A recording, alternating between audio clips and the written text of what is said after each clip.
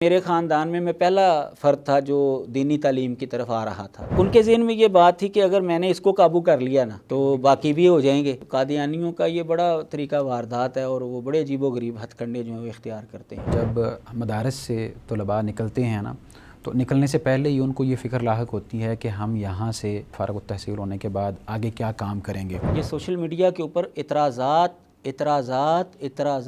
اسلام کے اوپر بہت زیادہ کیے جائیں، ملحدین کی طرف سے بھی، عیسائیوں کی طرف سے، قادیانیوں کی طرف سے۔ آپ نے جو سنن ابی داؤد کی شرح ہے وہ لکھی ہے، دیگر علماء اکرام نے بھی تو اس کی شرح کی ہوئی ہے، تو آپ کی شرح میں اور دیگر علماء کی جو انہوں نے شرح کی ہے ان میں کیا فرق ہے؟ میرے پاس بڑی بڑی شاندار بائبلیں آئی ہیں، وہ میں نے کسی کو تحفہ دے دی ہیں، وہ میں نہیں کسی کو دیتا کیونکہ وہ میری سب سے پہلی تھی، اور وہ آج بھی اس کے اوپر میں نے 50 نمبر لکھا ہوا کہ یہ 50 روپے کی میں نے جو ہے نا یہ خریدی۔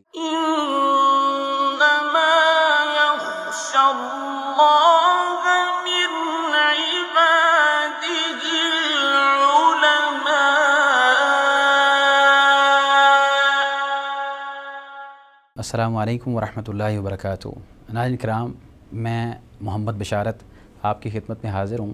ہم نے جس سیریز کا آغاز کیا ہے اس کا تعلق ہے بزم علماء کے ساتھ، اور اس سیریز کے اندر ہم مختلف علماء کرام کو مدعو کریں گے اور ان کی شخصیت کے بارے میں جانیں گے کہ انہوں نے کس طرح اپنی زندگی کو دین کے لیے وقف کیا اور کیسے کیسے مراحل سے وہ گزرے ہیں، اور گزرنے کے بعد وہ معاشرے کو جو عوام الناس ہیں، جو سادہ عوام ہے ان کی اصلاح کر رہے ہیں، اور کس طرح سے وہ فتنوں کو اور آزمائشوں کو، تکالیف کو ان کی دور کرتے ہیں اور دور کرنے کی کوشش کرتے ہیں۔ ہمارے ساتھ مختلف علماء کرام براجمان ہوں گے اور ہم ان کی شخصیت کے بارے میں جانیں گے۔ آج کے ہمارے مہمان جو کہ معروف شخصیت ہیں، ماشاءاللہ تقابل ادیان کے ماہر ہیں اور مختلف زبانوں کے اوپر عبور رکھتے ہیں۔ عبرانی زبان انہوں نے سیکھی، کیوں سیکھی اس کے بارے میں بھی ہم جانیں گے کہ ان کو ایسی کیا ضرورت پیش آئی کہ ان کو عبرانی زبان بھی سیکھنی پڑی، اور بھی بہت سے ایسے سوالات ہوں گے جو ہم ان سے جانیں گے۔ میری مراد آپ جناب مفتی خاور رشید بٹ صاحب جو کہ ماشاءاللہ بہت بڑے مبلغ ہیں، اسلامی اسکالر ہیں، ان کی جانب ہم چلتے ہیں۔ استاد محترم، کیا حال چال ہیں آپ کے؟ کیسے مزاج ہیں؟ الحمدللہ سب خیریت ہے ماشاءاللہ۔ استاد محترم، سب سے پہلے آپ مجھے اپنے خاندانی پس منظر کے بارے میں بتا دیجئے۔ بسم اللہ والصلاۃ والسلام علی رسول اللہ۔ سب سے پہلے تو میں آپ کا اور ادارے کا شکریہ ادا کرتا ہوں کہ انہوں نے مجھے موقع دیا کہ میں اپنے حالات زندگی آپ کے سامنے شیئر کر سکوں۔ جیسا کہ آپ نے بتایا، میرا نام خاور رشید اور بٹ برادری کے ساتھ ہمارا تعلق ہے۔ میرے والد محترم سن 1947 میں ہجرت کر کے یہاں پاکستان میں آئے تھے جب پاکستان بنا تھا۔ ان کی رہائش اصل میں جموں کے اندر تھی، یعنی ہم کشمیر کے رہنے والے لوگ ہیں۔ صحیح۔ میرے والد صاحب کی عمر اس وقت 7 سال تھی۔ میرے دادا جان اپنے خاندان کو لے کر ہجرت کر کے ادھر آئے، ان کو چھوڑا، اور ان کو پتہ چلا کہ ان کی بہن کا خاندان ابھی ادھر ہی ہے، تو وہ ان کو لینے کے لیے گئے اپنے بچوں کو چھوڑ کر یہاں پر، تو لیکن وہ کسی اور قافلے کے ساتھ آ گئے، تو میرے دادا جان جو ہے وہ وہاں پر پکڑے گئے اور ان کو شہید کر دیا گیا۔ تو والد صاحب نے یتیمی کے اندر جو ہے وہ وقت گزارا۔ 7 سال ان کی عمر تھی اس وقت۔ سن 2000 کے اندر ان کی وفات ہوئی، تو یہ تقریباً 60 سال کی عمر جو ہے انہوں نے اللہ کی طرف سے ان کو ملی تھی، وہ انہوں نے پائی ہے۔ مختلف کارخانوں کے اندر انہوں نے وقت گزارا، راتیں گزاری۔ ظاہر ہے کہ پھر ساری ذمہ داری جو ہے وہ گھر کے مردوں کے اوپر آ گئی۔ اب وہ ان مردوں کے اندر جو ہے وہ یہ چھوٹے تھے، 3 یہ بھائی تھے، اور باقی جو ہیں ان کی بہنیں تھیں اور ایک والدہ تھی، تو ان کا نظام چلانے کے لیے ظاہر ہے پھر کام کرنا، تگ و دو کرنا، تو انہوں نے چھوٹی عمر سے ہی یعنی محنت مزدوری جو ہے وہ شروع کر دی۔ تو پھر وہ سیالکوٹ آئے تھے، سیالکوٹ سے گجرانوالا جو ہے جب ان کی شادی ہوئی تو وہاں پر شفٹ ہوئے، تو گجرانوالا میں میری پیدائش ہوئی۔ ہم 5 بھائی اور 1 بہن ہیں، تو بھائیوں کے اندر جو ہے وہ میرا تیسرا نمبر ہے۔ 2 بھائی مجھ سے بڑے ہیں، 2 بھائی مجھ سے چھوٹے ہیں، ہمشیرہ بھی وہ مجھ سے چھوٹی ہے۔ 1977 یا 1978 کے اندر میری جو ہے وہ پیدائش ہوئی ہے۔ مطلب یہ تو آپ نے اپنا خاندانی پس منظر بیان کیا ہے، آپ نے جو تعلیم حاصل کی ہے وہ کون کون سی حاصل کی ہے اس کے بارے میں بھی بیان کر دیجئے۔ جیسا کہ ہمارے معاشرے کے اندر رواج ہوتا ہے کہ 3-4 سال کا 5 سال کا بچہ جب ہوتا ہے اس کو اسکول کے اندر داخل کروا، اس وقت تو پرائیویٹ اسکولوں کا رواج نہیں تھا، گورنمنٹ اسکول ہی ہوتے تھے، تو رواج کے مطابق مجھے بھی پرائمری اسکول کے اندر جو ہے وہ داخل کروا دیا گیا گجرانوالہ میں۔ تو 5 کلاسیں جو ہیں وہاں پر پڑھی۔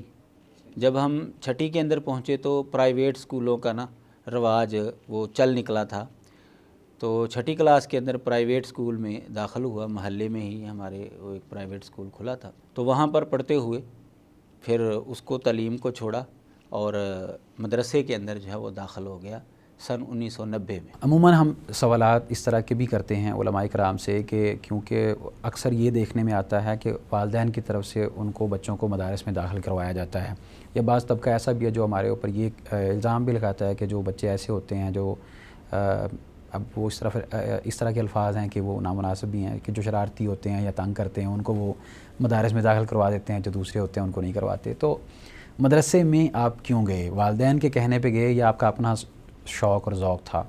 جیسا کہ میں نے آپ کو بتایا اپنے خاندانی پس منظر کے اندر کہ والد صاحب جو ہیں وہ بہت چھوٹی عمر میں جو ہے وہ یتیم ہو گئے تھے، تو انہوں نے اپنی ساری زندگی محنت مزدوری کے ساتھ جو ہے وہ گزاری، تو ظاہر ہے اس کے نتیجے میں کوئی خاطر خواہ جو ہے وہ اماؤنٹ جمع نہیں ہو سکتی تھی۔ گھریلو حالات جو ہیں وہ شادی کے بعد بھی وہ کمزور ہی رہے، لیکن الحمدللہ بہت زیادہ مالی حالات جو ہیں وہ ہمارے پتلے نہیں تھے، لیکن بہرحال وہ اتنے اچھے بھی نہیں تھے۔ تو پرائیویٹ اسکول میں آج کے زمانے میں بھی فیس زیادہ ہوتی ہے، اس زمانے میں بھی فیس زیادہ ہوتی تھی، تو فیس لینے کے لیے جو ہے نا وہ سر نے ہمیں بھیجا کہ بھائی فیس لے کر آؤ، وقت ہو چکا ہے، تاریخ اوپر ہو چکی ہے فیس کی۔ تو ہم گھر گیا، میں جس طرح روٹین ہوتی ہے بچے جاتے ہیں، تو مجھے یاد ہے کہ گرمی کا موسم تھا، والدہ جو ہے نا وہ گھر میں ایک چھوٹا سا تندور لگایا ہوا تھا، بعض گھروں میں ہوتا ہے گھر میں روٹی پکانے کے لیے، تو وہ روٹیاں لگا رہی تھیں۔ تو میں نے اپنی امی سے کہا کہ جی سر جو ہیں وہ فیس مانگ رہے ہیں، تو مجھے یاد ہے کہ اس وقت تقریباً 7 روپے جو ہے وہ فیس تھی 1990 کے اندر۔ تو جیسا کہ میں نے بتایا مالی حالات اتنے اچھے نہیں تھے، تو والدہ نے وہ غصے کا اظہار کیا کہ ہمارے پاس پیسے نہیں ہیں، اتنے زیادہ پیسے ہم کہاں سے دیں، اگر تجھے پڑھنے کا شوق ہے تو جاؤ کسی مدرسے میں جا کر پڑھو۔ اتنا ان کو پتہ تھا کہ مدارس میں پڑھائی جو ہے وہ فری ہوتی ہے۔ ان کا پس منظر وہ مذہبی تو نہیں تھا، دینی تو نہیں تھا، اور میں تھا بھی بریلوی مسلک کے ساتھ تعلق رکھنے والے خاندان سے۔ تو انہوں نے یہ بات کہی، تو میرے خالو وہ اس وقت وہاں پر آئے ہوئے تھے گھر میں، وہ اہل حدیث تھے، اور آپ کو پتہ ہے کہ اہل حدیث حضرات کے سامنے جب اس طرح کی کوئی بات کرے غیر مسلک والا تو وہ پھر جانے نہیں دیتے اس بچے کو۔ انہوں نے اسی وقت کہا، وہ اس وقت پینٹ اور شرٹ پہنی ہوئی تھی، انہوں نے کہا اتارو شلوار قمیض پہنو، تیری امی کہہ رہی نا اس کو مدرسے، چلو میں تجھے مدرسے میں لے کر چلتا ہوں۔ تو وہ چونکہ اہل حدیث تھے، اللہ تعالیٰ ان کو غریق رحمت فرمائے، وہ مجھے لے کر گئے، اور بڑی حیران بعد میں مجھے پتہ چلا کہ انہوں نے مجھے کس شخصیت کے سامنے جا کر بٹھایا، جامعہ محمدیہ میں لے گئے اور حافظ عبد المنان نور پوری رحمہ اللہ کے سامنے جا کر مجھے بٹھا دیا، کیونکہ وہ ان کے محلے دار بھی تھے، اور حافظ صاحب میرے خالہ کے جو ہے نا وہ ہمسائے میں بھی رہتے رہے۔ جب وہ پہلی مرتبہ گجرانوالہ میں اپنی فیملی کو لے کر آئے ہیں تو وہ میری خالہ کے ہمسائے میں انہوں نے کرائے میں مکان لیا، پھر بعد میں انہوں نے اپنا مکان جو ہے وہ بنا لیا، اس وجہ سے بھی ان کے تعلقات جو ہیں وہ کافی تھے۔ تو حافظ صاحب نے نور پوری رحمہ اللہ نے اب ان کے پاس کوئی رسالہ پڑا ہوا تھا، ہفت روزہ کوئی غالباً الاسلام تھا یا تنظیم اہل حدیث تھا، مجھے یہ یاد نہیں، بہرحال ان دونوں میں سے کوئی تھا، تو انہوں نے مجھے کہا اس کو پڑھ کر سناؤ۔ تو اردو مجھے پڑھنی آتی تھی، آپ کو پتہ گورنمنٹ اسکولوں کے اندر جو ہے نا وہ اردو بہرحال پڑھنی آ جاتی ہے بچے کو، 5ویں تک تو لازمی آ جاتی۔ ویسے بھی والد صاحب جو ہیں وہ اخبار پڑھنے کے شوقین تھے، ڈائجسٹ پڑھنے کے شوقین تھے، تو ان کی وجہ سے ہمیں بھی یہ شوق پڑا ہوا تھا اور سب بھائیوں کو پڑا ہوا تھا، تو اردو پڑھنی مجھے آتی تھی، میں نے پڑھ کر سنا دی، تو انہوں نے کہا ٹھیک ہے بچہ چل جائے گا۔ ساتھ والے کمرے میں لے کر گئے، بعد میں مجھے پتہ چلا کہ یہ بزرگ بھی بہت بڑے عالم دین ہیں، حافظ عبدالسلام بھٹوی رحمہ اللہ۔ تو ان دونوں بزرگوں نے میرا امتحان لیا، انہوں نے بھی وہ رسالہ ان کے پاس بھی کوئی پڑھا ہوا تھا، تو انہوں نے مجھے کہا پڑھ کر سنو، میں نے ان کو بھی پڑھ کر سنا، انہوں نے بھی کہا ٹھیک ہے بچہ چل جائے گا، انہوں نے کہا جی بچے کو داخل کروا دیں۔ تو اس طریقے سے میں جامعہ محمدیہ کے اندر داخل ہوا اور وہاں پر 1990 کے اندر داخل ہوا اور پورے 8 سال جو ہیں وہ اللہ کی توفیق سے وہاں سے تعلیم حاصل کی۔ 1997 کے آخر میں وہاں سے، یعنی یہ عظیم صدقہ جاریہ آپ کے خالو جان کے لیے ہے خالو جان کہ انہوں نے کس انداز سے ماشاءاللہ اتنی بڑی نیکی کما لی۔ ناظرین کرام، میں یہاں یہ بات عرض کرتا چلوں کہ سوال جو میں نے شروع میں کیا تو لفظ شرارتی کا استعمال کر دیا، وہ بے تکلفی، کیونکہ استاد محترم میرے استاد ہیں اور میں نے ان سے بلاغہ پڑھی ہے اور اسی طرح پھر ان سے میں نے جو الوجیز ہے وہ کتاب پڑھی ہے، تو اس وجہ سے وہ لفظ اس طرح کا میں نے استعمال کیا اور یہ بہت بڑی سعادت ہے۔ اور ہم سب اساتذہ ہیں اپنے ان اساتذہ کا بھی، اور یہ ہمارے اساتذہ، اب جن شخصیات کا نام لیا ہے استاد محترم نے، مجھے نہیں علم تھا وہ کتنا بڑا اپنے لیے اثاثہ چھوڑ کے جا چکے ہیں۔ اللہ تبارک و تعالی ہمیں ان کے لیے صدقہ جاریہ بنائے۔ استاد محترم، آپ نے ان 2 اساتذہ، معروف اساتذہ اکرام، جن کی اتنے بڑے بڑے کام ہیں، اتنی بڑی بڑی خدمات ہیں، جن سے آج بھی ہم مستفید ہو رہے ہیں۔ میں یہ بتاؤں کہ محدث نے باقاعدہ، محدث میڈیا نے جو ان کا ترجمہ ہے وہ باقاعدہ ان کی ریکارڈنگ بٹوی صاحب کی ہوئی ہے، اور ان کی جو ہمارے یہاں پہ ڈاکٹر عمران اسم صاحب ہیں جو کہ ان کا ترجمہ باقاعدہ ہم چلاتے ہیں، اور پورا مکمل قرآن مجید ان کے ترجمے میں وہ ہم نے ریکارڈ کیا ہے۔ تو اس طرح کے اور آپ کے جو مشہور و معروف اساتذہ اکرام ہیں ان کے بارے میں بھی آپ بتائیے کہ اور کون کون سے ایسے اساتذہ ہیں جن سے آپ مستفید ہوئے ہیں۔ جیسا کہ میں نے واضح کیا کہ حافظ عبدالمنان نورپوری رحمہ اللہ وقت کے محدث تھے۔ بے شک۔ حافظ عبدالسلام بٹوی رحمہ اللہ بہت جید عالم دین محدث تھے۔ اللہ تبارک و تعالیٰ ان کو بھی غریق رحمت فرمائے، اور بھی جو میرے اساتذہ دنیا سے رخصت ہو چکے ہیں ان کو بھی غریق رحمت فرمائے۔ ان کے علاوہ جو بڑے اساتذہ میں شامل ہیں، شیخ الحدیث و تفسیر مولانا محمد عبداللہ، جو کہ مرکزی جمعیت اہل حدیث کے سرپرست تھے اور جامعہ محمدیہ کے محتمم تھے، اور اتفاق کی بات ہے کہ وہ صرف یعنی پہلے تو تدریس کرتے تھے جب نورپوری رحمہ اللہ پڑھتے تھے، لیکن تقریباً 25 سال انہوں نے تدریس چھوڑے رکھی، وہ صرف مدرسے کا نظام اور جماعت کا نظام جو ہے وہ دیکھتے تھے۔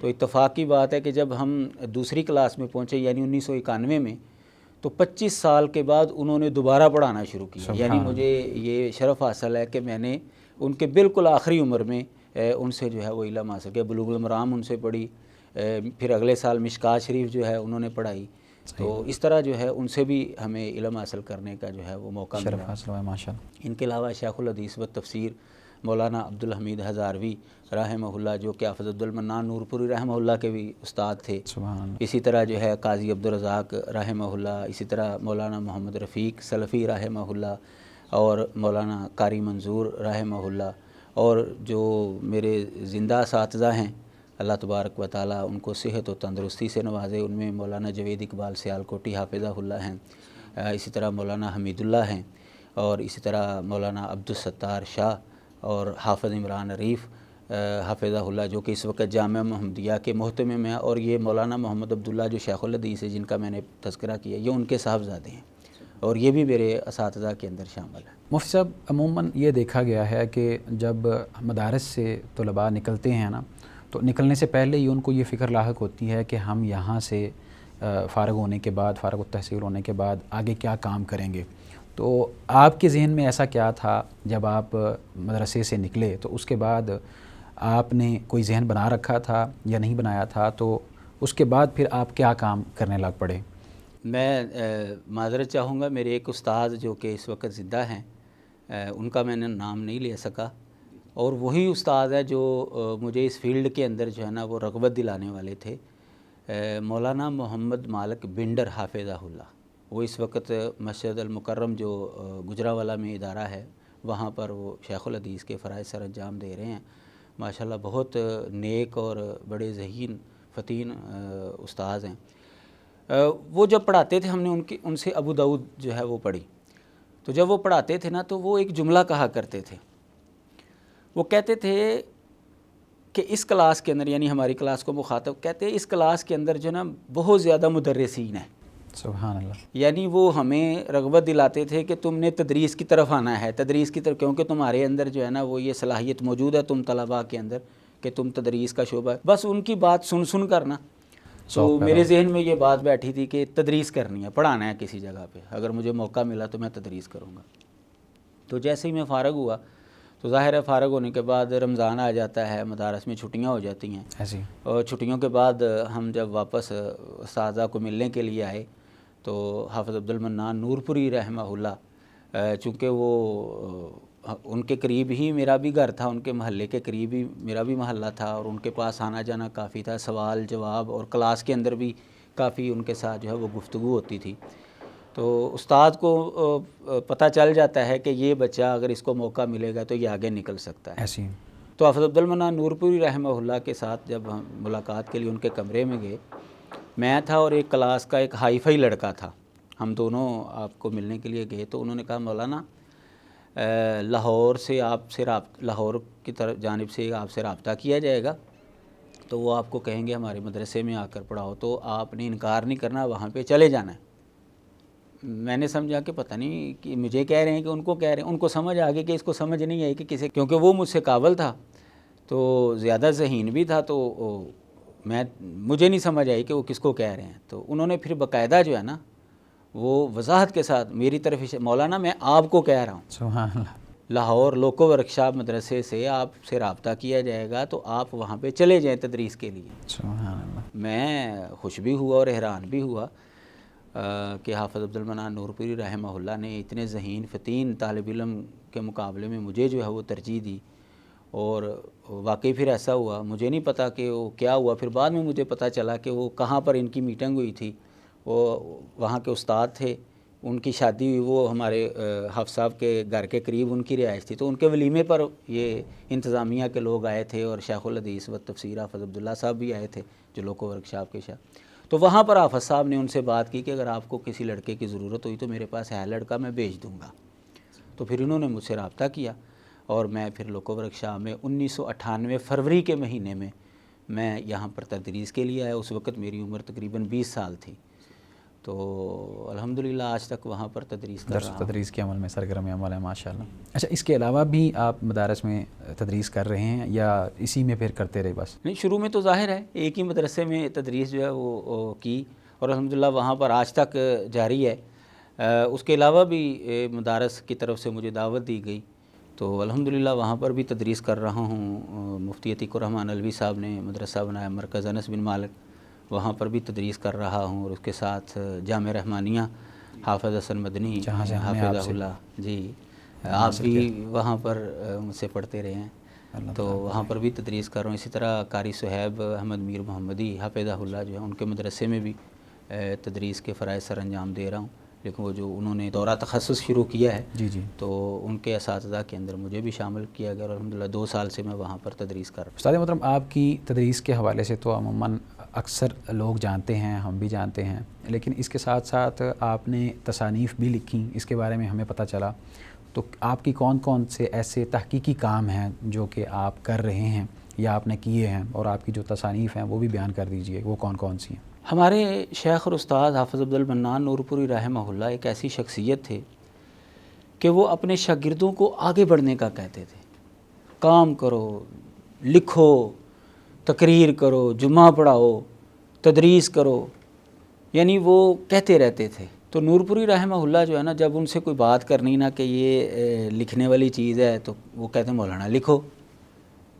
استاد جی ہمارا لکھا کون پڑھے گا؟ مولانا محدثین نے لکھا تھا اور 1000 سال کے بعد جا کر ان کی کتاب شائع ہوئی، اللہ اکبر، اب لوگ ان کو پڑھ رہے ہیں۔ اگر وہ یہ سوچتے کہ ہماری پڑھے گا کون کتاب تو وہ کیسے لکھتے؟ دور اندیش تھے، سبحان تو جب ان کو کہا جائے تو استاد جی یہ تو آپ لکھیں، واہ مولانا سارا کام میں نہیں کرنا ہے یا ہم نہیں کرنا ہے، آپ نے نہیں کرنا، آپ کرو۔ سبحان۔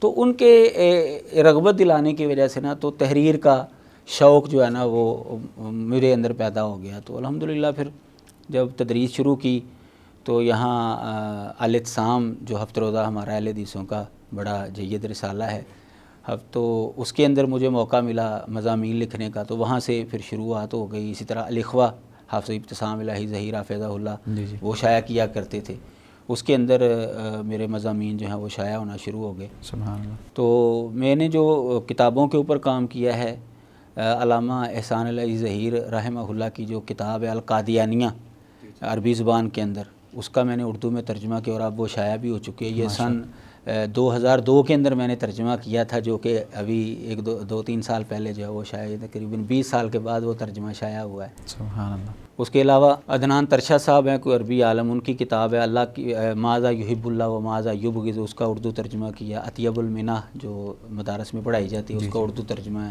یہ شائع ہو چکی ہیں. اس کے علاوہ جب تقابل ادیان کی طرف آیا تو یہاں پر ضرورت پڑی تو غیر مسلموں کے اعتراضوں کا جواب، تو وہ میں نے لکھنا شروع کیا. وہ نبی کتاب ہے سیرت کے اوپر جو غیر مسلموں کے اعتراضات ہیں، وہ ادارہ حقوق الناس کی طرف سے شائع ہوئی. اسی طرح اسلام میں غیر مسلموں کے حقوق، رحمت للعالمین کے اصول جنگ، نبی کریم صلی اللہ علیہ وسلم کی خانگی زندگی، ابھی حال ہی میں میری کتاب آئی ہے الہاد کے حوالے سے، الہاد حقیقت کے آئینے میں. اور اس کے علاوہ نظریہ نور من نور اللہ حقیقت کے آئینے میں. اسی طرح جو ہے جشن قائلین جشن عید میلاد النبی کو دعوت فکر، اور سنن ابی داود کی شرح جو ہے وہ بھی میں نے مکمل کیا الحمدللہ. وہ تقریباً 16 سال جو ہے میں نے اس کے اوپر جو ہے وہ محنت کی ہے. تو وہ بھی اس کی کمپوزنگ ہو چکی ہے، اغلاط لگ رہی ہیں. امید ہے انشاءاللہ وہ تھوڑے عرصے تک جو ہے وہ منظر عام پر جو ہے وہ آ جائے گی. اس کے علاوہ کئی ایسی کتابیں ہیں جو بھی غیر مطبوع ہیں، وہ میں نے موجود لکھی ہوئی ہیں ادارہ حقوق الناس کے تحت، وہاں پر موجود ہیں. استاد محترم، آپ نے بات کی کہ آپ نے جو سنن ابی داؤد کی شرح ہے وہ لکھی ہے، تو دیگر علماء اکرام نے بھی تو اس کی شرح کی ہوئی ہے، تو آپ کی شرح میں اور دیگر علماء کی جو انہوں نے شرح کی ہے ان میں کیا فرق ہے؟ اللہ کی توفیق سے علماء جو بھی کام کرتے ہیں وہ الحمدللہ بہت اچھا ہوتا ہے، لیکن ظاہر ہے حالات اور علم یہ ہر ایک کے لیے برابر نہیں ہوتے. ایسی میرا چونکہ شعبہ جو ہے وہ تقابل ادیان کے حوالے سے ہے، بالکل. تو جیسے غیر مسلم قرآن مجید کے اوپر اعتراضات کرتے ہیں، سیرت کے اوپر اعتراضات کرتے ہیں، اسی طرح احادیث مبارکہ کے اوپر بھی وہ اعتراضات کرتے ہیں. ایسی ہے. تو جو دیگر شروحات ہیں، چونکہ ان علماء کا ٹکراؤ جو ہے وہ غیر مسلموں سے نہیں ہوتا، اس لیے ان کے سامنے جو ہے ان کے سوالات نہیں ہیں. تو میں نے سنن ابی داود کی شرح کے اندر جو ہے ان کو لیا ہے کہ وہ اس حدیث کے اوپر کیا اعتراض کرتے ہیں اور اس کا جواب جو ہے وہ کیسے دینا ہے ہم نے. ایک تو یہ نمایاں فرق ہے دیگر شروحات سے.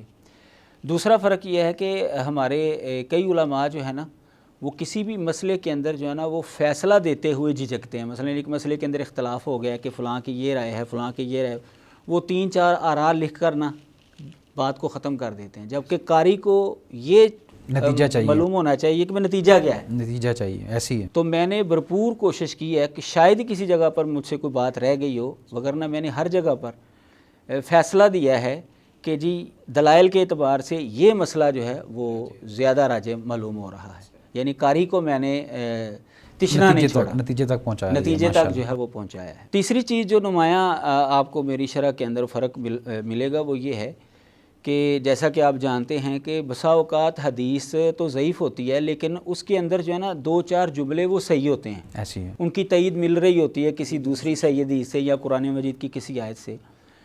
تو قاری کے سامنے جب یہ بات آتی ہے نا یہ حدیث ضعیف ہے، تو وہ سمجھتا ہے کہ شاید یہ ساری ضعیف ہے. ایسی ہے. تو میں نے جو ہے نا اس کے اندر فرق کیا ہے کہ اس حدیث کے اندر یہ بات چونکہ اس کی تائید کسی صحیح بات حدیث سے نہیں ملتی، یہ ضعیف ہے. فلاں جو ٹکڑا ہے اس حدیث کا، اس کی تائید فلاں حدیث سے ملتی ہے یا قرآن مجید کی آیت سے ملتی ہے یا اسلام کے ایک عمومی اصول سے اس کی تائید ملتی ہے. لہذا یہ جملہ جو ہے نا یہ قابل اعتبار ہے اور یہ قابل اعتبار اور اس کو عمل کے اندر لانا ہے. یہ 3 بنیادی فرق آپ کو دیگر شروحات کے مقابلے میں ملیں گے. استاد محترم، اب ہم آتے ہیں آپ کے اس بنیادی فن کی طرف جو کہ مدارس دینیہ کے اندر نہیں پایا جاتا یا نہیں پڑھایا جاتا، لیکن اس کی کمی بہرحال موجود ہے، جس کو پاکستان بننے کے بعد ایک سلسلہ اس کا جو تھا وہ تقریباً ختم ہو گیا. تقابل ادیان کی جو تعلیم ہے یہ مدارس میں عموماً نہیں پڑھائی جاتی، یا جو مناظروں کی جو تعلیم ہے اس کو عوام الناس بھی پسند نہیں کرتی آج کل کے دور میں، اگرچہ موجود ہیں اس طرح کے لوگ سوشل میڈیا کے اوپر، لیکن مدارس میں یہ بہت کم چیز پائی جاتی ہے. تو آپ کے اندر یہ جو ذوق شوق ہے تقابل ادیان کی طرف جانے کا یا مناظر بننے کا، یہ کیسے پیدا ہوا؟ اس کی طرف آپ کیسے آئے؟ پہلی بات تو یہ ہے کہ مدارس کے اندر واقعی تقابل ادیان باقاعدہ ایک مضمون کی صورت میں، جیسے ہمارے ہاں نحو یا صرف یا البلاغہ یا منطق وغیرہ پڑھایا جاتا ہے، اس طرح جو ہے وہ نہیں پڑھایا جاتا تھا۔ اب بعض مدارس کے اندر جو ہے اس کو باقاعدہ مضمون کی صورت میں پڑھانا شروع کر دیا گیا ہے۔ مدارس والوں نے جو ہے اس کی ضرورت محسوس کی ہے، اور الحمدللہ مجھ سے بھی خدمات جو ہیں وہ اسی حوالے سے جو ہے وہ مدارس کے لوگ جو ہیں وہ لے رہے ہیں۔ اصل میں اس کو نا عصری تعلیم کے اندر بھی شامل کیا گیا، تو اس وجہ سے بھی مدارس کو ہاں ممکن ہے۔ بہرحال اصل میں جو سمجھا ہوں نا، اس کی وجہ یہ انہوں نے محسوس کیا کہ اب یہ سوشل میڈیا کے اوپر اعتراضات اسلام کے اوپر بہت زیادہ کیے جا رہے ہیں، ملحدین کی طرف سے، سیکولرزم ملحدین کی طرف سے بھی، عیسائیوں کی طرف سے، قادیانیوں کی طرف سے۔ تو اب ظاہر ہے کہ ہر بندہ سوشل میڈیا کے ساتھ جو ہے وہ منسلک ہے، تو اب اس کو جواب چاہیے، بالکل، وگرنہ ہمارا جو سادہ لو مسلمان ہے نا، وہ اسلام سے جو ہے وہ بیزار ہو جاتا ہے۔ تو اب اہل مدارس نے اس کی طرف توجہ کی ہے کہ ہمیں ایسے طلبہ تیار کرنے چاہیے جن کو ان سوالوں کا جواب آتا ہو۔ تو اس وجہ سے انہوں نے مدارس کے اندر جو ہے وہ باقاعدہ جو ہے وہ ابتدا کر دی ہے۔ ماشاءاللہ۔ بلکہ مرکز انس بن مالک میں مفتی عتیق الرحمن علوی صاحب جو ہیں، انہوں نے تو باقاعدہ دورہ تخصص اسی حوالے سے جو شروع کیا ہوا ہے، تقابل ادیان کے حوالے سے، ماشاءاللہ، بڑے منہار، اور وہ جاری بھی ہے۔ باقی میں اس فیلڈ کی طرف کیسے آیا؟ جب ہم پڑھتے تھے تو اس زمانے میں تو تقابل ادیان جو ہے وہ باقاعدہ مضمون کی صورت میں نہیں پڑھایا جاتا تھا، یہ بات تو ٹھیک ہے۔ میرے ایک کزن جو ہیں وہ قادیانی ہو گئے، اور میں ابھی طالب علم ہی تھا، تو مجھے نہیں پتا تھا، یہ 1993-94 کی بات ہے کہ وہ میرے ساتھ جو ہے نا وہ گفتگو کرنا شروع ہو گیا۔ وہ لاہور میں رہتے تھے، تو میری جو ہے نا آہستہ آہستہ دلچسپی بڑھنا شروع ہو گئی۔ وہ مجھے قادیانیوں کو لاہور میں بلا لیتے کبھی، اور مجھے قادیانیوں کے پاس لے جاتے۔ مجھے نہیں پتا تھا کہ یہ قادیانی ہو چکے ہیں، وہ تو کافی دیر بعد جا کر مجھے سمجھ میں آئی کہ یہ تو قادیانی ہو چکے ہیں۔ جب خاندان کے اندر آوازیں اٹھیں تو وہ قادیانی کافی دیر پہلے کے ہو چکے تھے، لیکن وہ چھپ کر جو ہے نا وہ بتا نہیں رہے تھے خاندان والوں کو کہ میں ہو چکا ہوں۔ بہرحال انہوں نے میرے ساتھ جو ہے نا وہ گفتگو شروع کی، کیونکہ میرے خاندان میں پہلا فرد تھا جو دینی تعلیم کی طرف آ رہا تھا۔ تو ان کے ذہن میں یہ بات تھی کہ اگر میں نے اس کو قابو کر لیا نا تو باقی بھی ہو جائیں گے۔ وہ ہماری طرح قادیانیوں کا یہ بڑا طریقہ واردات ہے، اور وہ بڑے عجیب و غریب ہتھ کنڈے جو ہیں وہ اختیار کرتے ہیں۔ تو وہ جب قادیانیوں کے پاس لے کر جاتا، مربی کے پاس مجھے لے کر جاتا، وہ ظاہر ہے کہ میں تو ابھی پڑھ رہا تھا اور نہ مجھے ان کے بارے میں پتہ تھا۔ صحیح۔ تو وہ مجھ سے سوال کرتے، جو کچھ حدیثوں کے اندر کچھ نہ کچھ میں نے پڑھا ہوتا اس کے مطابق وہ تھوڑا سا جواب میں دے دیتا، لیکن کئی جگہوں پر جو ہے وہ ظاہر ہے مجھے جواب نہیں آتا تھا۔ میں خاموش ہو جاتا، پریشان ہو جاتا کہ یار یہ کیا ہو رہا ہے، ایسی ہے، مجھے ان کے حوالے سے پڑھنا چاہیے، مجھے پڑھنا چاہیے۔ میں نے پھر کتابیں تلاش کرنا شروع کی، مسلمانوں کی کچھ کتابیں جو ہیں وہ مجھے ملنا شروع ہو گئیں۔ ظاہر ہے جب بندے کا ایک ذوق بنتا ہے تو پھر اللہ تعالیٰ بھی راستے جو ہے اس کے لیے کھولتا ہے۔ قادیانیوں کی کتابیں مجھے میسر نہیں آتی تھیں، تو وہ بھی آہستہ آہستہ جو ہے وہ بھی کہیں نہ کہیں سے جو ہے نا وہ ملنا شروع ہو گئیں۔ پھر ان کے حوالے سے جو ہے نا مطالعہ کرنا شروع کیا، تقابل کرنا اور وہاں پر جب میں پڑھتا تھا قادیانیوں کی کتابیں تو وہاں پر بائبل کا حوالہ بھی آتا تھا۔ تو پرانی انارکلی میں جمعے والے دن جو ہے وہ پرانی کتابیں جو ہیں وہ لگا کرتی تھی، تو میں نے وہاں پر جایا کرتا تھا، تدریس کرنے کے لیے میں آ چکا تھا لاہور میں، تو وہاں پر مجھے بائبل ملی۔ میں نے 50 روپے کی پہلی مرتبہ جو ہے نا وہ بائبل خریدی، پرانی بائبل، وہ آج بھی میرے پاس موجود ہے۔ میرے پاس بڑی بڑی شاندار بائبلیں آئی ہیں، وہ میں نے کسی کو تحفہ دے دی ہیں، وہ میں نہیں کسی کو دیتا کیونکہ وہ میری سب سے پہلی تھی، اور وہ آج بھی اس کے اوپر میں نے 50 نمبر لکھا ہوا کہ یہ 50 روپے کی میں نے جو ہے نا یہ خریدی تھی۔ تو اس وقت 50 روپے بھی بڑی اہمیت کے حامل تھے۔ تو پھر بائبل کو جو ہے وہ بھی پڑھنا شروع کیا۔ ایک نوجوان جو ہے وہ مدرسے میں آ گیا جو عیسائیت کو چھوڑ کر اسلام قبول کیا تھا اس نے، تو اس کے ساتھ گفتگو شروع ہو گئی۔ پھر ایک دفتر کے اندر مسیحیوں کی اور مسلمانوں کی گفتگو ہوئی، تو انہوں نے کہا آپ اپنا پادری لیں، ہم اپنا مولوی لے آتے ہیں۔ تو وہ جو دفتر والے لوگ تھے، ان کے جو دوست تھے جن سے وہ پڑھتے تھے، وہ میرے شاگرد تھے، قاری صفدر صاحب، تو انہوں نے بتایا کہ ہمارے استاد صاحب جو ہے نا وہ ان کو معلومات ہے، تو آپ ان کو بلا لیں۔ صحیح۔ تو بالکل ابتدا تھی میری، تو وہ مجھے بلا کر لے گئے، وہ اپنے پادری صاحب کو لے کر ہے، تو وہاں پر جو ہے نا وہ گفتگو ہونا شروع ہو گئی، نجی مجلسیں شروع ہو گئیں۔ پہلی مرتبہ جو ہے نا ایسے عیسائیوں کے ساتھ میری گفتگو ہوئی، قادیانیوں کے ساتھ بھی گفتگو چلتی رہی، اور اس کے ساتھ ساتھ مسیحیوں کے ساتھ بھی گفتگو جو ہے نا وہ شروع ہو گئی. تو آہستہ آہستہ ظاہر ہے جب وقت گزرتا ہے ابحاث ہوتی ہیں تو علم جو ہے وہ بڑھتا جاتا ہے. تو ایک وقت آیا کہ باقاعدہ جو ہے میرے ساتھ پادریوں نے مناظرہ کرنا شروع کر دیا، جو کہ پاکستان بننے کے بعد جو ہے مناظرہ ختم ہو چکا تھا مسیحیوں سے. قادیانی باقاعدہ مناظرہ تو نہیں کرتے تھے، لیکن نجی مجلسیں جو ہیں وہ اس کے اندر گفتگو کرتے تھے، وہ تو کافی ہوتی رہتی ہیں.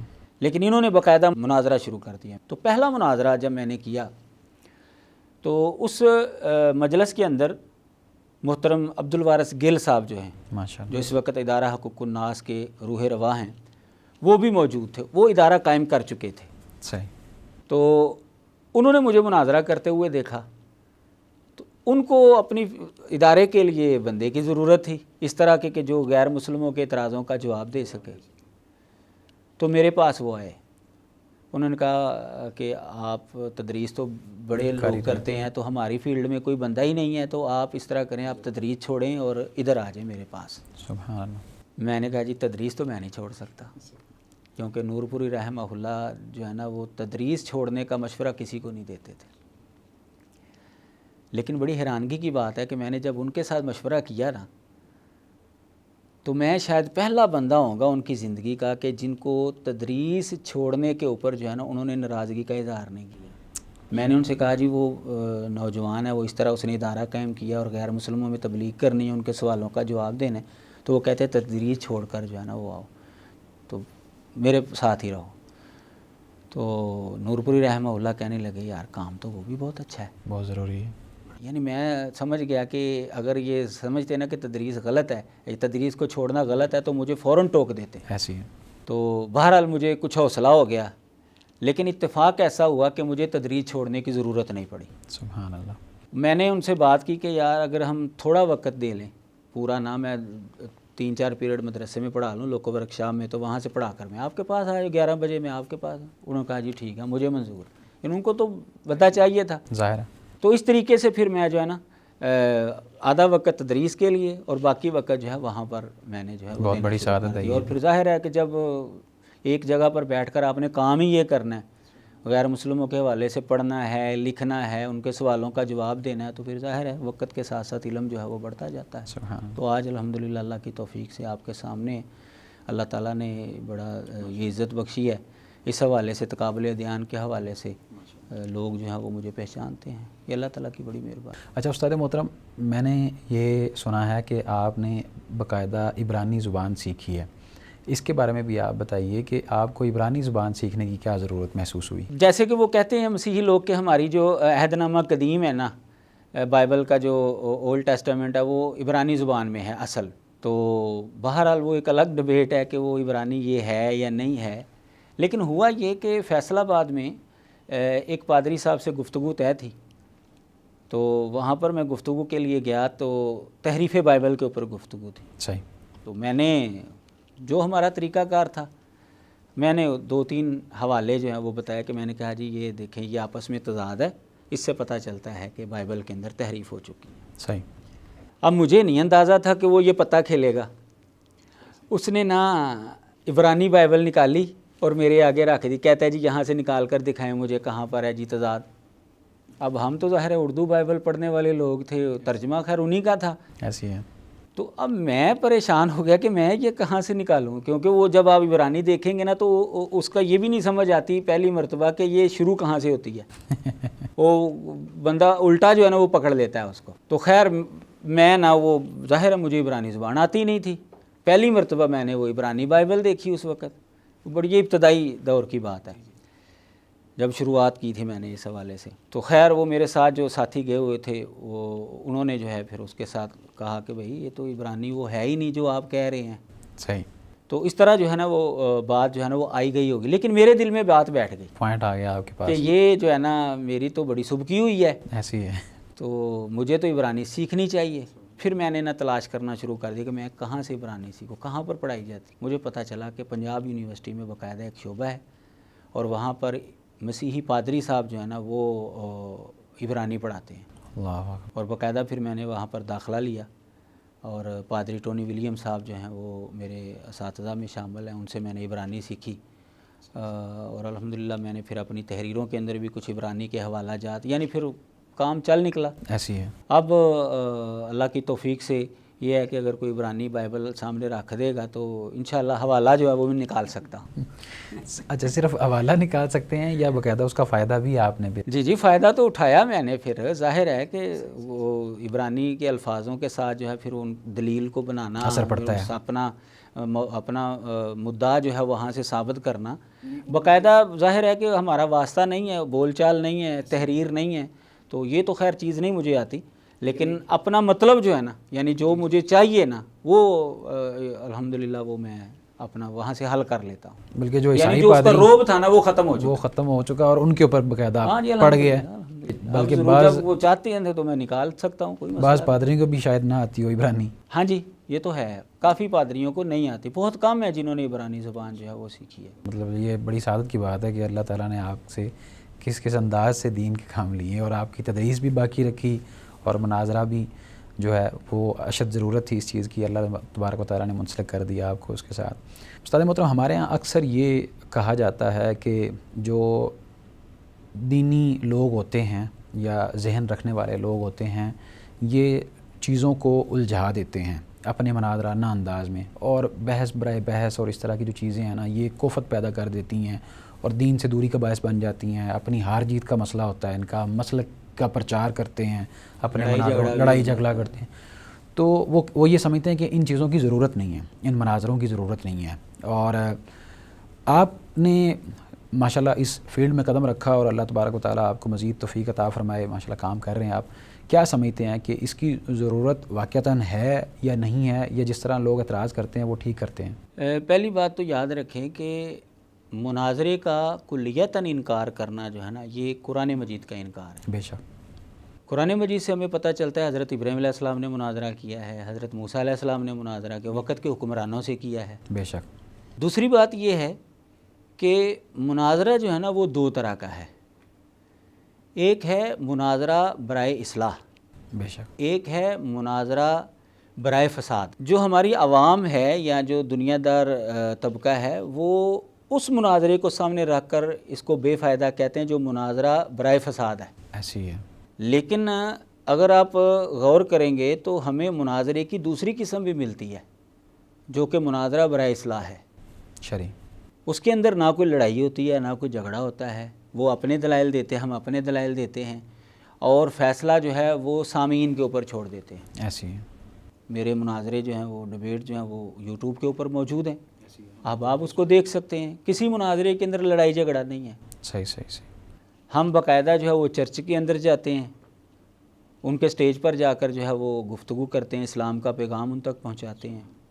وہ بسا اوقات ہمارے ادارے میں آ جاتے ہیں، بلکہ بسا اوقات مدارس میں ان کو دعوت دی جاتی ہے، بسا اوقات مساجد کے اندر ان کو دعوت دی، وہ آتے ہیں اور اپنا پیغام جو ہے وہ پہنچاتے ہیں اور ہم ان کا جواب دیتے ہیں. ایسی ہے.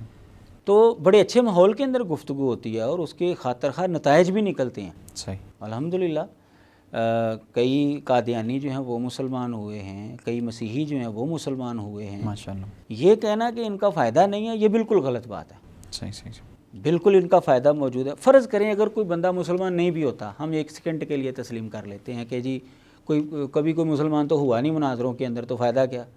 ہم مان لیتے ہیں جی کوئی بھی نہیں ہوا. کیا یہ کم فائدہ ہے کہ ہم ان کے چرچ کے اندر جا کر ان کے سٹیج کے اوپر کھڑے ہو کر اچھے طریقے سے اسلام کا پیغام ان تک پہنچا رہے ہیں؟ کیا یہ ہماری ذمہ داری نہیں ہے؟ ہمیشہ. اگر ہمیں یہ بھی فائدہ حاصل ہو رہا ہے تو اس کا مطلب یہ ہے کہ مناظرہ بے فائدہ ہرگز نہیں. ایسی. ہاں جس مناظرے کے اندر لڑائی جھگڑا یا وہ برائے فساد ہوتا ہے وہ تو بالکل، وہ تو ہم بھی غلط کہتے ہیں اس کو. باقی اگر کوئی کہتا ہے کہ جی مناظرہ صحیح ہوتا ہی نہیں ہے، اس کے اندر لڑائی جھگڑا لازمی ہے، تو وہ دیکھ لے، ہماری ڈیبیٹس دیکھ لے، مناظرہ دیکھ لے، خود وہ فیصلہ کر لے گا. اصل میں کچھ چیزیں ایسی ہو جاتی ہیں کہ جس طرح اب ایک بندہ، ایک خاتون جو ہے وہ مسلمان ہو گئی ہے، تو اب اس کا جو خاندان ہے وہ اس کے اوپر پریشرائز ہوتا ہے اور کہتا ہے، اور پھر ہمارے حکمرانوں نے بھی کچھ اس طرح کے پچھلے دنوں بل پاس کیے تھے سندھ کے اندر، تو اس کی وجہ سے علماء نے تشویش کا اظہار کیا کہ یہ چیزیں نامناسب ہیں. اگر کوئی اپنی مرضی سے اسلام قبول کر لیتا ہے تو آپ اس طرح کوئی بل نہیں بنا سکتے. تو اس وجہ سے کچھ فساد کی ویڈیوز سامنے آئیں، تو اس وجہ سے لوگ یہ اعتراض کرتے ہیں. تو اس حوالے سے آپ کے ساتھ کوئی اس طرح کا واقعہ بھی پیش آیا ہے کہ آپ لوگوں نے مناظرہ کیا ہو یا کسی کو مسلمان کیا ہو تو اس کی وجہ سے معاملات خراب ہو چکے ہوں یا ہو گئے ہوں؟ مناظرے کے نتیجے میں وہاں پر تو کوئی لڑائی جھگڑا نہیں ہوتا موقع پر، صحیح، اچھے طریقے سے ہم جدا ہوتے ہیں، لیکن بسا اوقات مناظرہ دیکھنے کے بعد کسی کے دل کے اندر جو اشکالات ہوتے ہیں وہ دور ہوتے ہیں تو وہ اسلام قبول کر لیتا ہے، تو پھر اس کے گھر والے جو ہے نا وہ اس کو پریشرائز کرتے ہیں، اس کو پریشان کرتے ہیں. تو اس کے حل کے لیے ہمارا ادارہ موجود ہے، ادارہ حقوق الناس ویلفیئر فاؤنڈیشن.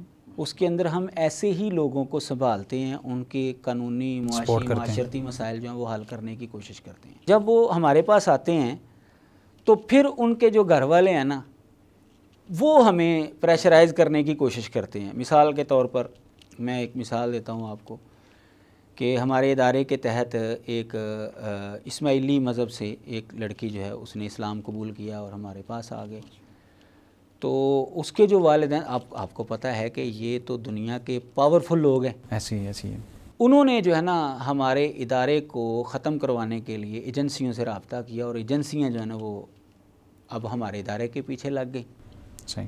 اب ظاہر ہے کہ ایجنسی جو ہے نا وہ فوراً تو نہیں حملہ کرتی یا فوراً تو نہیں اس کو بند کرتی، وہ باقاعدہ تحقیق کرتے ہیں جو ان کا طریقہ کار ہے. اب ہمیں جو ہے وہ سمجھ آ گئی کہ یہ ہم جو ہے نا وہ بلیک لسٹ میں آ چکے ہیں، تو بڑی احتیاط کی ضرورت ہے. بہرحال وہ ایجنسی کے بندے آئے، انہوں نے سوال جواب کیے اور ہمارا کام دیکھا اور پورا جو ان کا طریقہ کار ہے. مطلب عبدالوارث بھائی کے پیچھے بھی ظاہر ہے وہ جب سفر کرتے ہیں تو ان کے پیچھے بھی لوگ ہوتے کہ یہ کیا کر رہا ہے، محسوس ہوتا تھا ان کو یار کسی کے ساتھ تعلق تو نہیں ہے، جو ہے نا کوئی تعاقب کر رہا ہے، ایسی ہے، میرا پیچھا کر رہا ہے. بہرحال دہشت گردی بھی اصل میں پاکستان میں رہی ہے تو پتہ نہیں چلتا کہ تو وہ یہی انہوں نے یہی بات کی تھی کہ یہ جو ہے نا لڑکیاں داعش کو سپلائی کرتے ہیں. اللہ اکبر. یہ انہوں نے بات کی تھی. تو خیر ہمارا جو ہے وہ سارا کام جو ہے وہ تحریری طور پر موجود تھا، قانونی طور پر موجود تھا. تو جو وہ سوال کرتے کھل کر ان کو جواب دیا، انہوں نے ہمارا سارا سیٹ اپ دیکھا، تحقیق کی. تو وہ اس نتیجے پر پہنچے کہ ان کا داعش کے ساتھ کوئی تعلق نہیں ہے، یہ خام خواہ جو ہے نا ان کو بدنام کرنے کی کوشش کی. تو اس طریقے سے ہمارے ادارے کے اوپر جو ہے وہ پریشر ڈالنے کی کوشش کی جاتی ہے، اور ظاہر ہے جس کا ہاتھ پڑتا ہے تو پھر اس نے تو غصہ نکالنا ہی ہے. لیکن الحمدللہ ہمارا طریقہ کار یہ ہوتا ہے کہ جیسے ہی کوئی اسلام قبول کرتا ہے تو سب سے پہلے ہم اس کی قانونی کارروائی پوری کرتے ہیں. صحیح. کیونکہ اس کے گھر والوں نے سب سے پہلے پرچہ یہ کروانا ہوتا ہے کہ ہمارا بچہ یا ہماری بچی جو ہے نا وہ اغوا ہو گئی. اللہ اکبر. تو اس پرچے سے پہلے ہم نے قانونی کارروائی کی. یہ اپنی مرضی سے ہمارے پاس آئی ہے، تحفظ اس نے اسلام قبول کیا ہے، لڑکا ہے یہ لڑکی ہے، اس نے باقاعدہ جج کے سامنے جو ہے وہ بیان دیا ہے، یہ ہمارے پاس موجود ہے، پروف ہے. ہمارا کیا، وہ جب تک ہمارے پاس رہنا چاہتے رہے، جب وہ جانا چاہتے آپ اس کو لینا چاہتے لے کر جانا چاہتے، ہم کہتے ہیں بھائی یہ بیٹھی ہوئی ہے لڑکی، یہ لڑکا بیٹھا ہوا ہے، یہ خاندان آپ لے کر جانا چاہتے ہیں، ہمیں تو کوئی اعتراض نہیں. صحیح. اس نے تو قانونی تحفظ ہم سے مانگا، ہم نے اس کو قانونی تحفظ دیا ہے. لیکن اگر وہ لڑکا یا لڑکی نہیں جانا چاہتے تو پھر ہم الحمدللہ ان کو پوری سپورٹ آپ کرتے ہیں. باقاعدہ ہم نے شادیاں بھی کروائی ہیں، کاروبار کروائے ہیں، ماشاءاللہ نوکری تلاش کر کے دی ہے، اور جو بھی مطلب ان کے ضرورت کی چیز ہے الحمدللہ. صحیح. یعنی کہ مکمل سپورٹ کرتے ہیں. مکمل سپورٹ ہم الحمدللہ کرتے ہیں. اللہ تعالیٰ آپ کو جزائے خیر. بعض ایسے بھی نو مسلم ہوتے ہیں جو کہتے ہیں جی بس مجھے سند بنا دے، میرا کاروبار ہے، میں خود کو جو ہے وہ سنبھال لوں گا، مجھے کوئی ضرورت نہیں. الحمدللہ ایسے بھی نو مسلم ہیں. استاد محترم، بطور مناظر آپ کیا دیکھتے ہیں کہ کسی غیر مسلم نے اس چیز کا شکوہ کیا ہو یا مسلمان ہونے کے بعد اس چیز کا شکوہ کیا ہو کہ ہم مسلمانوں کے اندر یہ چیزیں جو ہیں ایسی دیکھتے ہیں جو کہ ان کے اندر نہیں پائی جانی چاہیے تھیں یا ان کے اندر ہوتی نہیں ہیں، لیکن ان کے بارے میں اس طرح کا تاثر ہمیں ملتا ہے؟ اس کے لیے جو ہے نا مسلمان خیر القرون سے جتنا دور ہوتا گیا نا، عملی کوتاہی اس کے اندر اتنی ہی زیادہ آتی گئی ہے. آج ہم جس دور کے اندر جی رہے ہیں، سانس لے رہے ہیں، یہ ماحول ایسا بن چکا ہے کہ عملی کوتاہی جو ہے وہ بہت زیادہ ہے. ہمارے عمل کو دیکھ کر جو ہے نا غیر مسلم وہ ہچکچاتے ہیں اسلام قبول کرنے میں. ایسی میں آپ کو ایک مثال دیتا ہوں، آپ اس سے اندازہ لگا سکتے ہیں کہ ہمارا رویہ کیا ہے ان کے ساتھ. ہمارے ایک دوست ہیں، وہ باقاعدہ اس مجلس کے اندر موجود تھے. انہوں نے مجھے یہ بات بتائی اس وقت وہ اسلام آباد میں رہائش پذیر ہیں. تو انہوں نے کہا کہ میرے ایک دوست انہوں نے کہا کہ جی ہم جو ہے نا یہ گاؤں ہے مسیحیوں کا, تو یہاں کا جو چودھری ہے نا, اگر ہم نے اس کو مسلمان کر لیا نا تو سارا گاؤں مسلمان ہو جائے گا, تو آپ میرے ساتھ چلیں, ہم ان کو اسلام کی دعوت دیتے ہیں. انہوں نے کہا یار رہنے دو, نہ جاؤ اس کے پاس. نہیں آپ میرے ساتھ چلیں, ہم اس کو اسلام کی دعوت. کہا چلو ٹھیک ہے. کہتے ہیں وہ ہمیں ملا تو ہم نے اس کو اسلام کی دعوت دی. تو اس نے کہا ٹھیک ہے, اگر آپ مجھے اسلام کی دعوت دینا چاہتے تو آپ میرے ڈیرے پہ آئیں, وہاں پر آ کر مجھے اسلام کی دعوت دیں. انہوں نے کہا چلو ٹھیک ہے. ٹائم طے ہو گیا تو اس دن جو ہے وہ اس کے ڈیرے پر گئے, اور ظاہر ہے چودھری آدمی تھا, تو اس نے چائے منگوائی اور لوازمات منگوائے, سامنے رکھے, تو گفتگو شروع ہو گئی. اب جو میرے دوست تھے انہوں نے چائے پکڑی اور وہ پینا شروع ہو گئے, لوازمات سے بھی وہ فائدہ اٹھانا شروع ہو گئے. لیکن وہ جو دعوت دینے کے لیے آئے تھے نا ساتھی, انہوں نے نہ چائے لی نہ انہوں نے کوئی چیز کھائی وہاں سے. اب گفتگو جو ہے وہ مکمل ہو گئی, تو وہ چودھری صاحب کہنے لگے کہ آپ مجھے اسلام کی دعوت دینے کے لیے آئے ہیں, آپ نے میرے گھر کی پکی ہوئی چائے جو ہے وہ نہیں پی, تو آپ کیسے مجھ سے توقع کرتے ہیں کہ میں آپ کی بات مان کر اسلام قبول کر لوں. اس جملے سے, اس بات سے آپ اندازہ لگا لیں کہ ہم نے غیر مسلموں کو ایک چھوت سمجھا ہوا ہے. ان کے برتن الگ, اگر وہ کسی برتن کے اندر کھا لیں تو برتن جو ہے اس کے اندر آپ کھا نہیں سکتے, پانی آپ اس کے برتن کے اندر نہیں پی سکتے. اب جب ہم نے ان کو چھوت سمجھا ہوا ہے تو پھر ہم کیسے ان سے توقع کر سکتے ہیں کہ وہ اسلام کی طرف جو ہے وہ آئیں گے. پہلے ہمیں ان کو اپنے پاس بٹھانا پڑے گا, ان کی بات سننی پڑے گی, ان کے ساتھ مل بیٹھ کر کھانا پڑے گا, پھر وہ آپ کی طرف آئیں گے. یعنی ہمارا رویہ جو ہے وہ ایسا ہے کہ وہ جس کی وجہ سے متنفر ہے.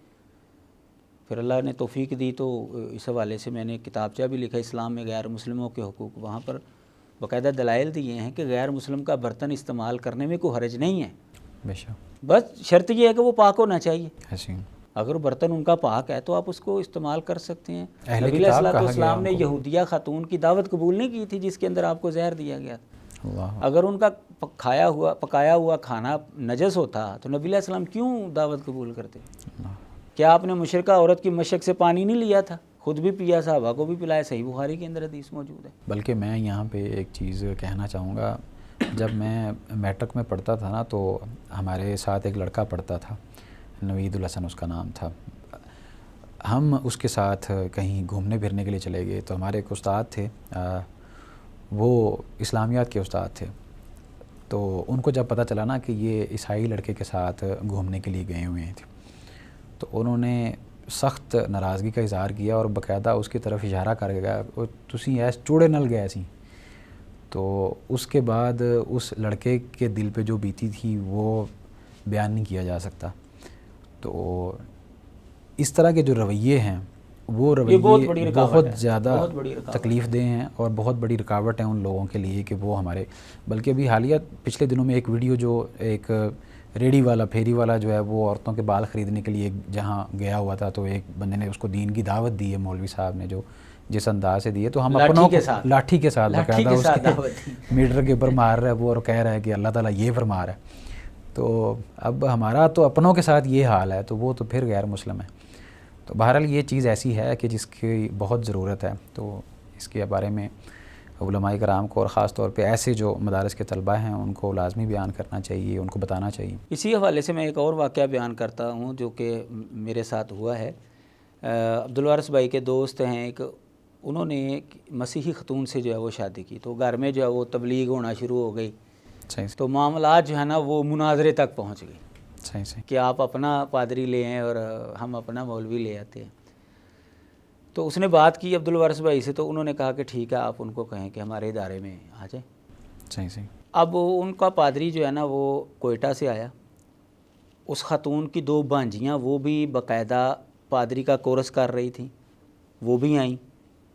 اس خاتون کا بہنوئی بھی آیا, کوئٹہ سے آئے وہ سارے نا, ہمارے ادارے میں آئے. ہم نے ان کو خوب پروٹوکول دیا, بہترین کڑائی شڑائی ان کو کھلائی, بڑے اچھے ماحول کے ساتھ ان کے ساتھ گفتگو کی. ان کے جو اعتراضات ہیں 10 سوال تھے اس کے نا خاتون کے, تو 10 سوالوں کا جواب دیا بڑے اچھے ماحول میں. پھر وہ پادری جو ہے ایک سوال آخر میں کرتے ہوئے ہچکچا رہا تھا، تو ہم نے کہا یار آپ شرما کیوں نہیں، آپ نے دیکھا ہمارا، ہم کوئی کہتے ہیں یار ڈر بڑا لگتا ہے ہم جو اگر سوال کریں گے تو، ہم نے کہا یار آپ نے دیکھا نہیں ہم نے آپ کے ساتھ رویہ کیا رکھا، آپ کیوں گھبرا رہے ہیں، آپ سوال کریں، جتنا مرضی سخت سوال کریں، کوئی مسئلہ نہیں۔ صحیح۔ اس نے حضرت عائشہ رضی اللہ تعالیٰ عنہ کے حوالے سے سوال کرنا تھا، تو خیر اس نے کیا، ہم نے اس کو جواب دیا، تو آخر میں کہنے لگا جی پہلی مرتبہ جو ہے نا ہمیں جو ہے نا بڑے شاندار ماحول کے اندر گفتگو کا موقع ملا ہے، پہلی مرتبہ ایسے مسلمان ہمیں ملے۔ سبحان۔ اس کا نتیجہ کیا نکلا، الحمدللہ وہ خاتون مسلمان ہو گئی، سبحان۔ کہ ہم نے ان کے ساتھ رویہ اچھا رکھا تھا۔ وہ پادری یا اس کی بانجییں بہنوئی وہ تو ایک طرف جس کا مسئلہ تھا، جی الحمدللہ وہ خاتون آج مسلمان، بلکہ اس بھائی کا بعد میں فون آیا عبدالوارث بھائی کو کہ عبدالوارث بھائی وہ میری بیگم مجھ سے زیادہ اچھی مسلمان بن گئی ہے، سبحان۔ قرآن مجید کی تلاوت بکثرت کرنا شروع ہو گئی، نوافل بکثرت پڑھنا شروع ہو گئی۔ تو آپ کو پتہ ہے کہ عام مسلمان کی روٹین کیا ہوتی ہے، ایسی کہتے ہیں مجھ سے اچھی مسلمان ثابت ہو گئی۔ ایسی ہے۔ تو اچھا اگر ہم ان کو ماحول دیں گے تو اللہ تعالیٰ دل کھولتا ہے پھر لوگوں کے۔ استاد محترم، آپ نے اپنی تعلیم کے بارے میں، خاندان کے بارے میں، اور اسی طرح تصانیف اور تحقیقی کام کے بارے میں بھی بیان کیا، اور جو ماشاءاللہ آپ یہ کام کر رہے ہیں تقابل دیان کے حوالے سے، اس کے بارے میں بھی آپ نے بیان کیا۔ تو جو آپ کے نمایاں شاگرد ہیں ان کے بارے میں بھی بیان کیجئے کہ وہ کون کون سے ایسے شاگرد ہیں جن کے ساتھ آج بھی آپ منسلک ہیں اور وہ ماشاءاللہ آپ سمجھتے ہیں کہ دین کی صحیح معنوں میں خدمت سر انجام دے رہے ہیں۔ سب سے پہلے تو میں آپ کا نام لوں گا۔ اللہ اللہ تعالیٰ نے مجھے یہ شرف بخشا ہے کہ میں آپ کا استاد ہوں۔ آپ کے علاوہ بھی الحمدللہ کئی ایسے میرے تلامذہ ہیں جو دینی خدمات جو ہیں وہ سر انجام دے رہے ہیں اور بڑے اچھے انداز سے، مثلا مفتی عتیق الرحمن علوی صاحب ہیں، ماشاءاللہ ان کا بڑا نام ہے۔ بے شک۔ اسی طرح حافظ ندیم ظہیر حافظہ اللہ، ان کا اصول حدیث اور جرح و تعدیل کے حوالے سے بڑا نام ہے۔ مولانا ارشد کمال صاحب ہیں، بے شک۔ ان کا بھی تصنیف کے حوالے سے بڑا کام ہے۔ اور ان کے علاوہ جو ہیں طارق جاوید عارفی صاحب ہیں، وہ دارالسلام کے اندر ایک محقق و ایک ریسرچر کی حیثیت سے بہت سالوں سے جو ہیں وہ خدمت سر انجام دے رہے ہیں۔ اور مولانا اشتیاق اصغر صاحب ہیں، دارالندلس کے اندر جو ہیں وہ بیٹھے ہوئے ہیں، تحقیقی کام جو ہیں وہ کرتے رہتے ہیں۔ حافظ عبدالسلام بٹوی رحمہ اللہ کی جو تفسیر ہے، اور اسی طرح جو ہے صحیح بخاری کی شرح جو آ رہی ہے ابھی، تو وہ سارا جو ہے ان کے زیر نگرانی جو ہے وہ سارا کام جو ہے وہ ہو رہا ہے۔ اور ان کے علاوہ کئی اہل علم ہیں جو دینی خدمات جو ہیں وہ سر انجام دے رہے ہیں۔ استاد محترم، یہ تو آپ کی ذرا نوازی ہے کہ آپ نے مجھے اپنے ان خاص شاگردوں میں شامل کر لیا۔ ہم تو بہت چھوٹے ہیں، بلکہ ان کے مقابلے میں تو کچھ بھی نہیں ہے۔ اللہ تبارک و تعالیٰ آپ کی محبت قبول فرمائے۔ آپ کا کوئی ایسا شاگرد جو کہ تقابل دیان کے اندر بھی موجود ہے اور اس فن کے اندر وہ سرگرم عمل ہے؟ اس حوالے سے الحمدللہ کافی طلباء نے جو ہے وہ مجھ سے سیکھا ہے، لیکن اصل میں نا ماحول ملنے کی جو ہے نا وہ ضرورت ہے۔ جس کو ماحول مل جاتا ہے وہ تو الحمدللہ پھر آگے نکلتا ہے، اس کو ضرورت پڑتی ہے، پھر وہ گفتگو کرتا ہے۔ تو اس حوالے سے میرے ساتھ ہوتے ہیں محترم عبدالرحمن نواز صاحب، لوکو ورکشاپ دارالمحمدیہ سے ہی وہ فاضل ہیں، اور وہ میرے ساتھ ہی ادارہ حقوق الناس کے اندر موجود ہیں، اور الحمدللہ کافی سالوں سے وہ میرے ساتھ چل رہے ہیں۔ تو ان کا کافی اس حوالے سے ذوق ہے، تو انشاءاللہ وہ مزید اس کے اندر آگے بڑھیں گے، اور وہ میرے ساتھ ہی جو ہے وہ پی ایچ ڈی بھی کر رہے ہیں۔ ہم ماشاءاللہ آپ پی ایچ ڈی بھی کر رہے ہیں؟ جی الحمدللہ، اللہ لیکن تعالیٰ آپ نے یہ اپنی توفیق تعلیم کے اندر بتایا نہیں کہ میں نے پی ایچ ڈی بھی کر رہا ہوں۔ آپ نے سوال نہیں کیا اس لیے۔ بہرحال وہ پی ایچ ڈی بھی الحمدللہ جاری ہے بہاولپور یونیورسٹی سے، پہلا سمیسٹر ہو گیا۔ دعا کریں اللہ تعالیٰ تکمیل کی توفیق دے۔ بہت شکریہ استاد محترم، آپ نے وقت دیا۔ اللہ تبارک و تعالیٰ آپ سے دین کا کام لیتا رہے، اور اللہ تبارک و تعالیٰ ہمیں آپ کے لیے صدقہ جاریہ بنائے رکھے۔ ناظرین کرام، یہ تھے مفتی خاور رشید بٹ صاحب، جو کہ ماشاءاللہ مناظر بھی ہیں اور تقابل دیان کے ماہر ہیں اور سرگرم عمل ہیں درس و تدریس کے۔ انشاءاللہ ہم دیگر علماء کرام کو بھی مدعو کریں گے۔ آپ کے ذہنوں میں اگر کوئی ایسی شخصیت ہو جن کے بارے میں آپ جاننا چاہتے ہیں تو ہمیں ضرور آگاہ کریں۔ اور ناظرین، میں آپ کو بتاتا چلوں کہ اگر آپ کے آس پاس کوئی قادیانی ہے یا ایسے لوگ ہیں جو قادیانیت سے نکل کر اسلام کی طرف آنا چاہتے ہیں یا عیسائیت سے نکل کر اسلام کی طرف آنا چاہتے ہیں، تو ان کے لیے خاص طور پہ ادارہ حقوق الناس بہت بڑی اپرچونٹی اور آپشن ہے۔ ان کے ساتھ رابطے میں رہیں اور ان سے رہنمائی حاصل کریں۔ اس حوالے سے اگر آپ کا کوئی سوال ہو تو وہ آپ ہم سے ضرور پوچھیے. انشاءاللہ ہم دیگر مہمانوں کے ساتھ بھی حاضر ہوتے رہیں گے. تب تک کے لیے آپ ہمیں دیجیے اجازت. اللہ حافظ.